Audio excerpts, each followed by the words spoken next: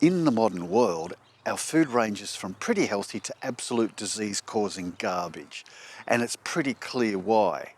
To make this straightforward, I'll firstly outline very clearly why modern food is usually much less nutritious than in the past, and then later in the video I'll explain why modern food is a serious mismatch for our physiology and why current understanding suggests we suffer all kinds of chronic diseases because we don't eat the things that are conducive to bringing us a high level of health.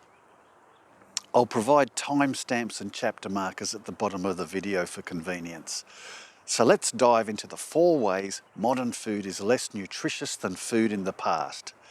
Number 1, soil nutrient depletion.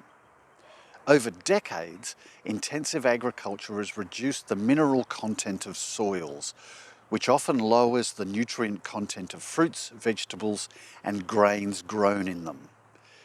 Here are a couple of research papers confirming this nutritional decline.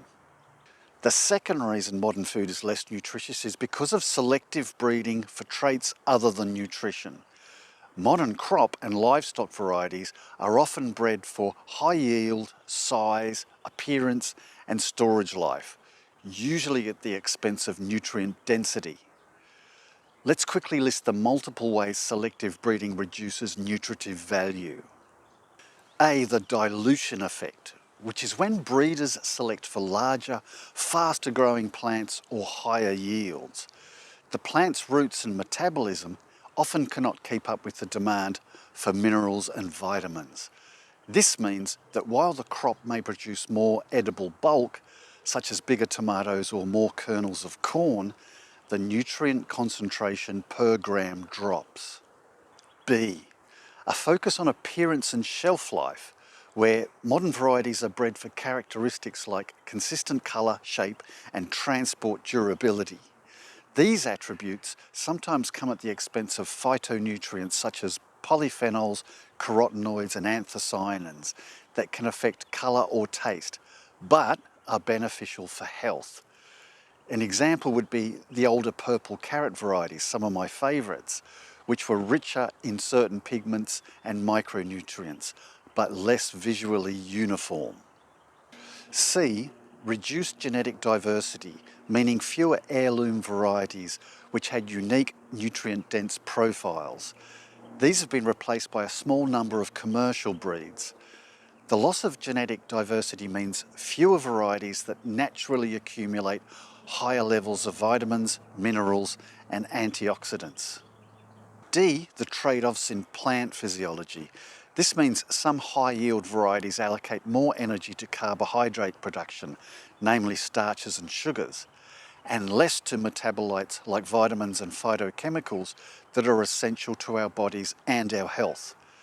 This particular change can reduce flavour intensity and nutritional complexity, even when basic macronutrients like carbs are abundant, probably too abundant. Okay, the third reason modern food is less nutritious is because of a loss of traditional varieties. Many older, nutrient-rich plant varieties have been replaced by uniform commercial types, reducing dietary diversity and the range of beneficial compounds that we used to consume. Seeing a pattern here? And the fourth reason modern food is less nutritious is because of increased food processing.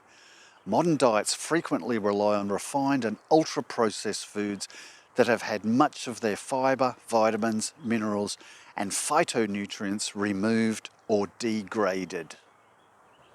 Now, not only are modern foods seriously degraded from the older breeds we used to eat, but they have changed so much that they don't even bear much resemblance to things we would have eaten for most of the history of the human race. Here I'll quickly defer to what some people refer to as the ancestral model.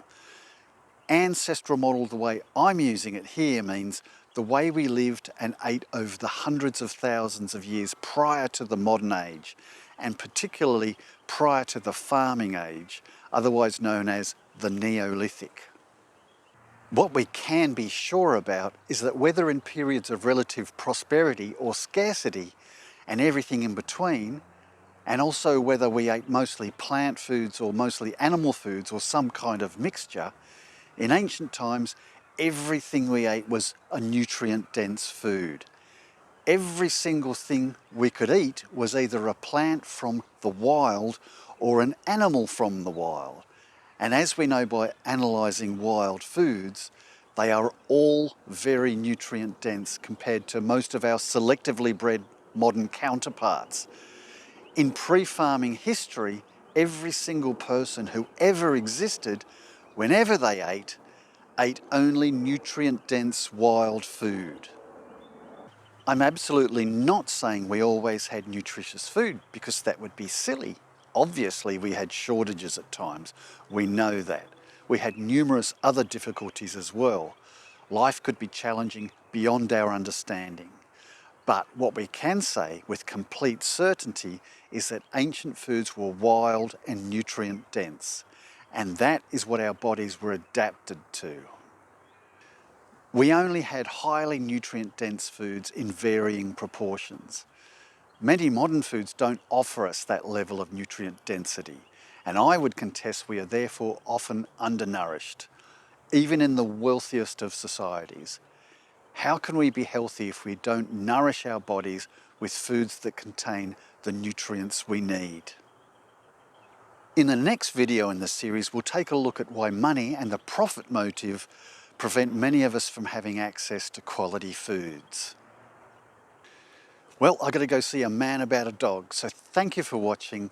If you found this information interesting, then please consider booping the like button and subscribing to the channel, and have a beaut day. I'll see you in the next video.